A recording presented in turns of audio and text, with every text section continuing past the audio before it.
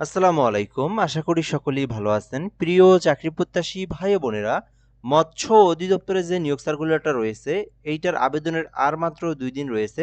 তাহলে কিন্তু আবেদনের সময় শেষ। অর্থাৎ আজকে ১৪ তারিখ, আগামীকাল ১৫ তারিখ। ১৫ তারিখ থেকে কিন্তু আবেদনের সময় শেষ। এরপরে কিন্তু আপনারা আর আবেদন করতে পারবেন না। অটোমেটিক্যালি কিন্তু ওয়েবসাইট বন্ধ হয়ে যাবে। তো যারা এখনো আবেদন করেন নাই, এই ২ দিন সময়ের মধ্যে আপনারা আবেদনটা করবেন। তো আজকের ভিডিওতে এই সার্কুলারটা নিয়ে শেষবারের মতো বিস্তারিত আলোচনা করব। পদের নাম, পদের সংখ্যা, বেতন স্কেল, আবেদনের জন্য শিক্ষাগত যোগ্যতা। যেহেতু এটা অনেক বড় একটা নিয়োগ সার্কুলার, যেখানে ২০০ র মতো পদের সংখ্যা রয়েছে, যেখানে এসএসসি পাশে অফিস সহায়ক রয়েছে ১২৬টি পদ রয়েছে, এছাড়া অনেকগুলো পদ রয়েছে, কম্পিউটার অপারেটর রয়েছে ১৩৫টি। তো এই বিষয়গুলো আপনাদেরকে দেখানো হবে, শিক্ষাগত যোগ্যতা অনুযায়ী আপনি কোনটাতে আবেদন করবেন। এছাড়াও এখানে পেমেন্ট কত টাকা দিতে হবে, কিভাবে আপনি আবেদনটা করবেন, আবেদনের যে প্রসেসটা আছে এটাও কিন্তু আপনাদেরকে দেখানো হবে। তো ধৈর্য সহকারে শেষ পর্যন্ত দেখেন, যারা এখনো আবেদন করেন নাই, তাহলে আপনি সকল তথ্যগুলো এই ভিডিওর মাধ্যমেই জানতে পারবেন।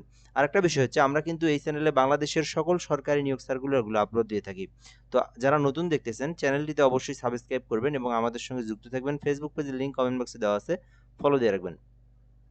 তো এখানে বলা হয়েছে গণপ্রজাতন্ত্রী বাংলাদেশ সরকারের মৎস্য ও প্রাণী সম্পদ মন্ত্রণালয়ের নিয়োগ সার্কুলার, যেটা কিন্তু রাজস্ব খাতভুক্ত সরকারি স্থায়ী নিয়োগ সার্কুলার।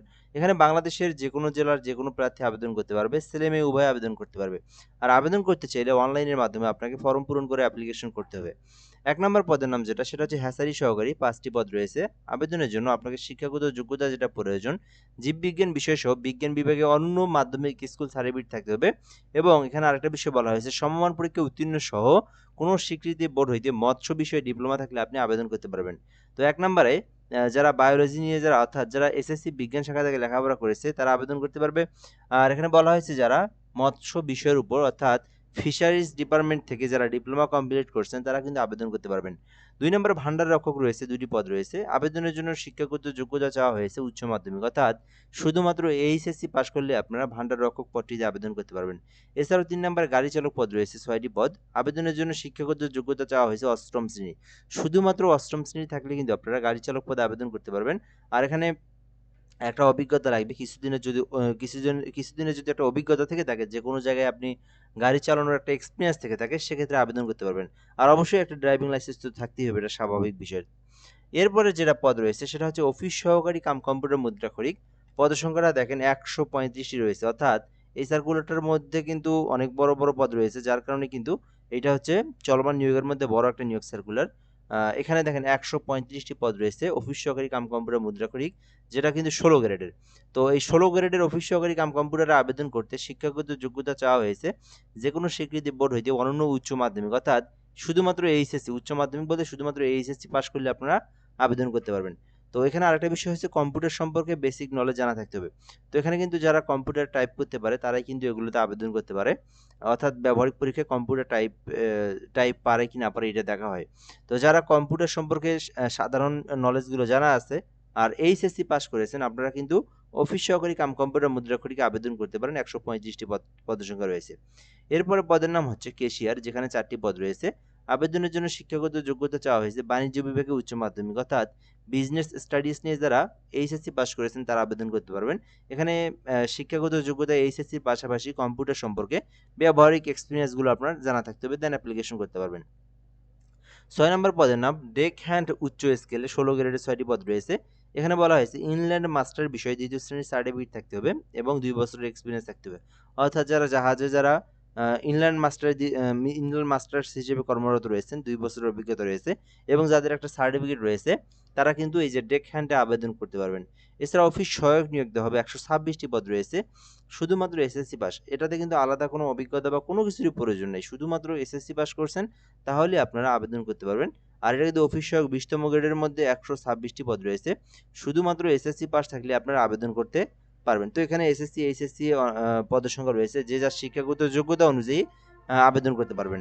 আবেদন করতে কিছু বিষয় অবশ্যই আপনাদেরকে খেয়াল রাখতে হবে। বয়সটা কিন্তু ৩২ এর মধ্যে আবেদন করতে হবে।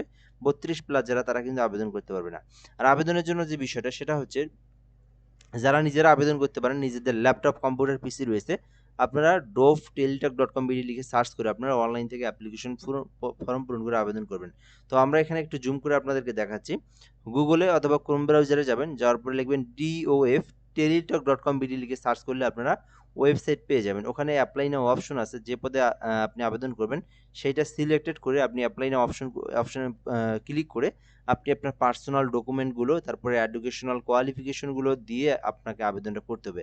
আর এখানে পার্সোনাল এডুকেশন তথ্যগুলো দেওয়ার পরে একটা ছবি লাগবে, যেটা ফটোশপের মাধ্যমে 300 বাই 300 পিক্সেলের সাইজ অনুযায়ী আপনাকে কেটে নিতে হবে, এবং একটা স্বাক্ষরের প্রয়োজন, সেটা হচ্ছে 300 বাই 80 পিক্সেলের স্বাক্ষরটা আপনি ফটোশপের মাধ্যমে সাইজ করে আপনি কেটে নেবেন। এই সকল ডকুমেন্ট একত্রিত করে আপনাকে সুন্দরভাবে আবেদনটা সাবমিট করতে হবে, দেন আপনাকে পেমেন্ট ফি জমা দিতে হবে।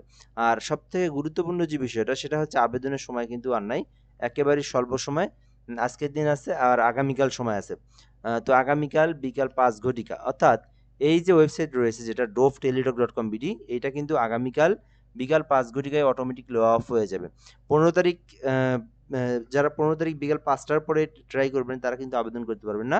15 তারিখ 5টার আগেই আপনাদেরকে আবেদনটা করতে হবে। আর আপনি চাইলে আমাদের এখানে হোয়াটসঅ্যাপ নাম্বার দেওয়া আছে, এই নাম্বারে যোগাযোগ করতে পারেন।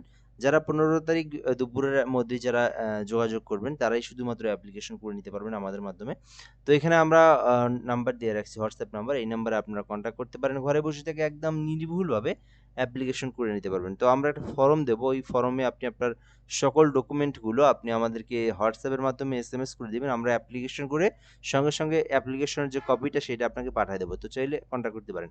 আর এখানে যে বিষয়গুলো আপনাদেরকে জানা থাকতে হবে, তো আপনারা জানেন সরকারি চাকরির গ্রেড অনুযায়ী ফি জমা দিতে হয়। তো এখানে 1 থেকে 6 নং ক্রমিকের মধ্যে যদি কেউ অ্যাপ্লিকেশন করে থাকেন, সেক্ষেত্রে তার সরকারি ফি হচ্ছে 112 টাকা।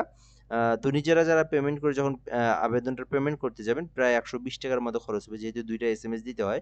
তো 120 টাকা দিয়ে আপনার পেমেন্টটা জমা দিবেন। আর 7 নাম্বার যেটা অফিসিয়ালি আবেদন করলে, এখানে আপনার এসএমএস সহ প্রায় 65 টাকার মতো আপনার খরচ হবে। এইটা আপনারা রিসার্চ করে পেমেন্ট ফি জমা দিবেন। ফি জমা দেওয়ার যে প্রসেসটা সেটা এখানে দেওয়া রয়েছে। তো ফার্স্ট অফ অল আপনারা এসএমএস টাইপ করবেন, ডোভ লিখে আপনারা স্পেস দিয়ে ইউজার আইডি লিখবেন, তারপরে 163 পোল 2 নাম্বার সেন্ড করে দিবেন। সেন্ড করে দিলে আপনাকে একটা এসএমএস দিবে যেখানে একটা পিন নাম্বার থাকবে। আবার আপনারা এসএমএস লিখবেন, ডোভ ইয়েস লিখবেন, পিন নাম্বার লিখে 163 পোল 2 নাম্বার সেন্ড করলেই পেমেন্টটা আপনার সাকসেসফুলি সম্পূর্ণ হয়ে যাবে। তো এই ছিল মূলত আজকের ভিডিও। তো যারা যে পদে আবেদন করতে চান দ্রুত সময়ের মধ্যে আবেদন করেন, আবেদনের আর মাত্র অল্প সময় রয়েছে। তো এ পর্যন্তই, ভালো থাকবেন, আসসালামু আলাইকুম।